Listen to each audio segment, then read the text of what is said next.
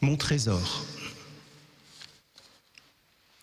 Il y a de ces petits noms qui vous font chaud au cœur lorsqu'ils vous sont adressés.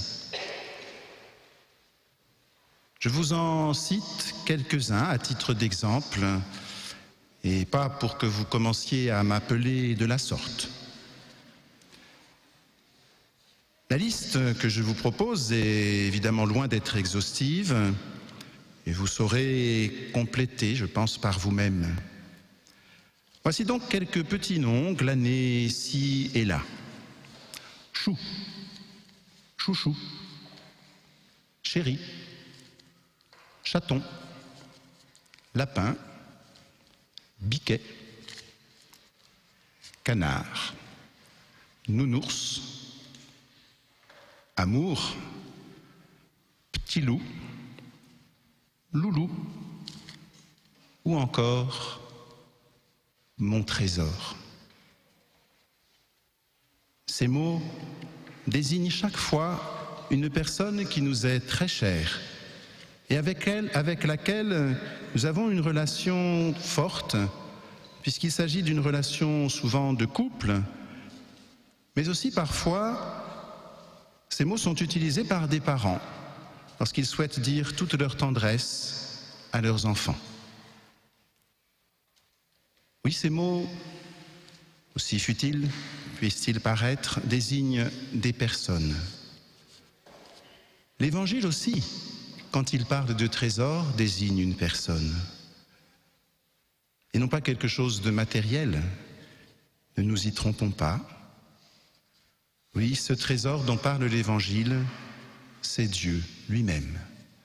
Dieu le Fils. Notre trésor à nous, croyants, c'est Jésus lui-même, envoyé par Dieu le Père sur notre terre pour y faire lever la semence du royaume. Oui, cette promesse que Dieu a faite dès l'origine, il l'a tenue. Il a envoyé un sauveur. Une promesse qui se réalise depuis des siècles et des siècles, dans la mesure où nous acceptons, où les hommes, les femmes acceptent de mettre leur vie dans les pas de Salomon, demandant avec lui un cœur attentif et le discernement nécessaire entre le bien et le mal. Comme trop souvent nous nous trompons en appelant mal ce qui est bien, bien ce qui est mal, et quand nous essayons de préciser pourquoi c'est mal, pourquoi c'est bien, parfois les mots nous manquent. Assez souvent, et c'est arrivé pendant la colo, la question est posée, et ça, est-ce que c'est un péché ? Si dans l'esprit des enfants, des adolescents, les choses ne sont pas toujours très claires, ne pensons pas qu'être adulte dispense de réfléchir, de former sa conscience. À aucun moment on peut penser avoir fait le tour d'une question, à plus forte raison quand elle est laissée à l'intelligence de l'homme. Ce que Jésus lui-même et Salomon nous rappellent, c'est que ce trésor caché dans un champ, cette perle de grand prix, illustre une autre parole du Christ, que l'on trouve également dans l'Évangile selon saint Matthieu. Où est ton trésor, là aussi sera ton cœur. Et là, il n'est plus question d'intelligence, il est question du cœur. Et dans le langage de la Bible, le cœur, c'est la volonté. Or, nous le savons, qu'il s'agisse de notre intelligence, de notre volonté, elles sont non seulement limitées, mais même blessées du fait du péché. Alors oui, nous avons du mal à chercher, nous avons du mal à trouver où est notre trésor.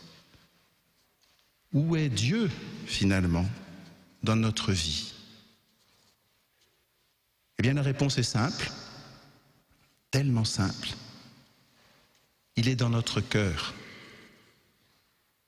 Qu'est-ce que cela veut dire? Eh bien que ce qui importe, ce ne sont pas tellement nos intentions ou même toutes les déclarations que l'on pourrait faire. Non, ce qui importe, tant aux yeux de Dieu qu'aux nôtres et à ceux de ceux qui nous côtoient, ce sont nos comportements quotidiens, nos préoccupations dominantes, nos manières d'entrer en relation, de nous soucier les uns des autres. Encore une fois, de ne pas croire qu'à nous seuls, nous avons fait le tour de toutes les questions. En fait, ce qui importe, c'est l'usage que nous faisons aussi de notre temps, de notre attention, de nos ressources personnelles et intérieures. Et pardon d'y revenir, mais c'est l'expérience toute récente. Quand on est animateur en colonie de vacances, au patronage, au centre aéré, animateur ou animatrice, eh bien c'est bien de cela qu'il s'agit aussi. Que font des animateurs, des animatrices de leur temps, de leur attention, de leurs ressources personnelles, intérieures? Qu'en font-ils en les mettant au service des plus petits, des plus fragiles peut-être aussi, en apprenant aussi aux enfants, aux adolescents à vivre eux-mêmes dans des relations de respect, de partage, de pardon? Frères et sœurs, si le Christ est vraiment ce trésor dans lequel il nous est donné de pouvoir puiser, comment alors organiser mon temps? Comment enrichir ce qui fait mes ressources personnelles, intérieures? À la Colo, la messe était célébrée tous les jours. Au centre aéré, je pense que c'est le cas aussi.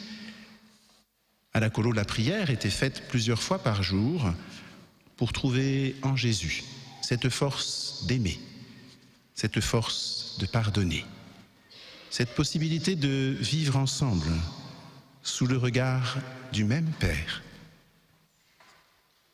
Alors oui, il importe de se poser la question. Certes, la Colo est passée, le centre aéré a duré encore une semaine.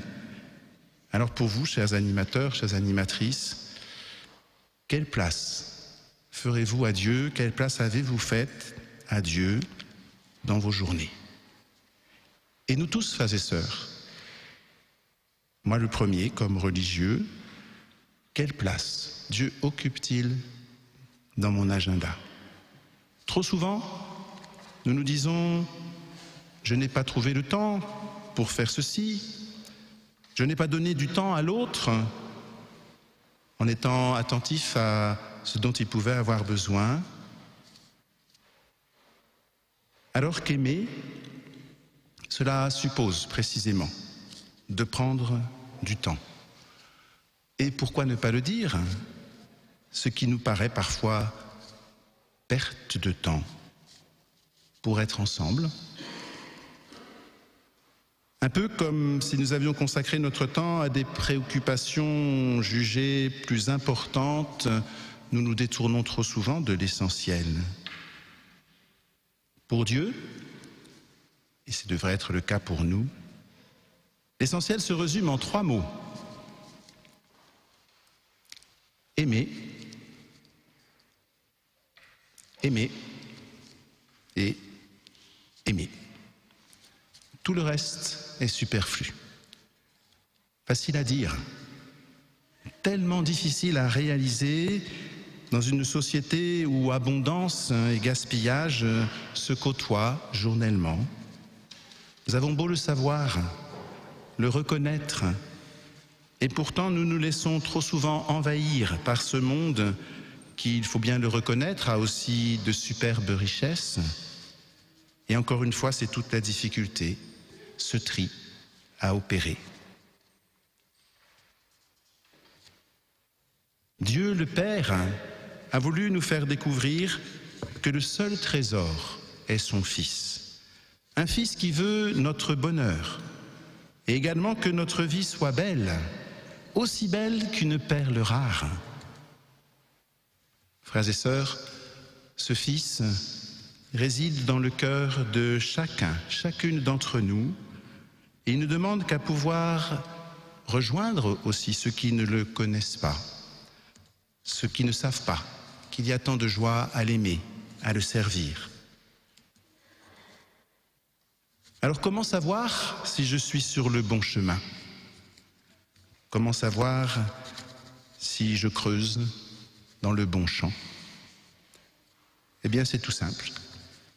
Il suffit de regarder, quand on en a un, son agenda, de réfléchir en commençant la journée à ce dont elle va être remplie, comment elle va être organisée. Et pourquoi pas, on le fait aussi à la colo, le soir venu, de faire le point. Oui, si le Christ est vraiment le trésor de ma vie, est-ce que je lui consacre suffisamment de temps? À chacun, à chacune d'entre nous, de répondre à la question, et s'il le faut, de rectifier cet emploi du temps, où nous sommes invités tous à aimer, aimer et encore aimer. Amen.